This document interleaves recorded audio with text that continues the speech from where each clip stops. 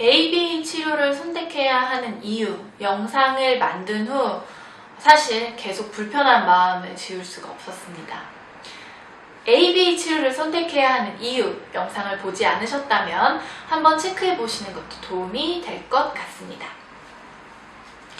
왜냐하면 이 치료 과정이 정말 만만치 않다는 거를 제가 완벽하게는 아니더라도 많은 가정들을 계속 지켜보면서 이 어려움을 알고 있는 사람으로서 그저 받으세요, 이 치료를 받으세요 라는 메시지를 전하는 게 한편으로는 좀 안타까운 마음도 있었습니다. 근데 저는 어떻게 하면 좋아질지 아는데 무엇이 필요한지 보여지는 게 많이 있는데 그걸 못 전해주는 답답한 마음이 쌓이고 특히 시간과 기회를 놓쳐가는 아이를 보면 정말 속상합니다. 그리고 아이에게 도움이 되고자 하는 정말 좋은 동기를 가진 그런 마음을 가진 사람들도 방향을 잘못 잡아가는 걸 보면 정말 너무 안타깝죠.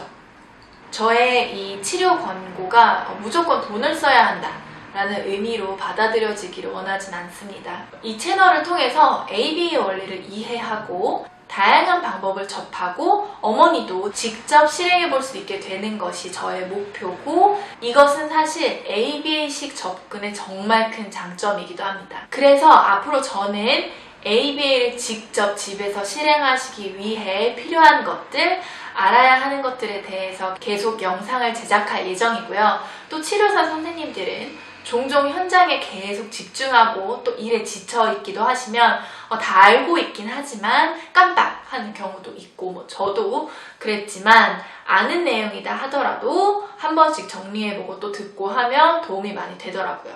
아무튼 궁극적으로는 우리 아이들에게 많은 도움이 되었으면 하는 바람입니다. 그래서 제가 이번에 시작해보려고 하는 거는 언어 가르치기입니다. 그리고 이를 위해 가장 먼저 필요한 단계를 오늘은 이야기해 보도록 하겠습니다.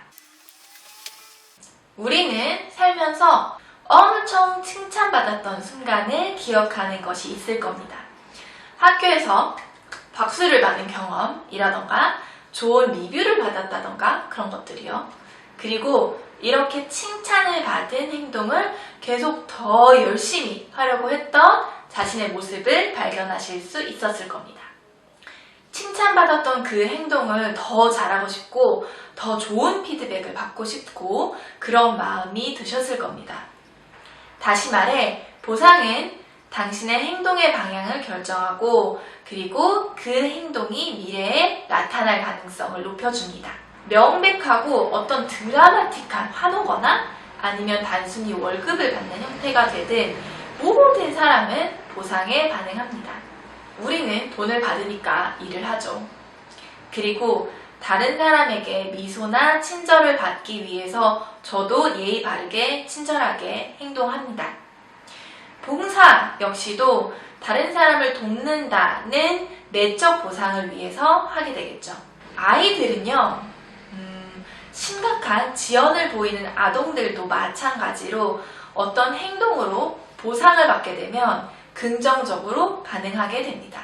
이러한 보상을 저는 강화물이라고 표현하겠습니다. 이 강화물은 당신의 아이가 무언가 배우도록 할 수 있는 학습을 아이가 할 수 있도록 만드는 가장 강력한 도구가 될 것입니다.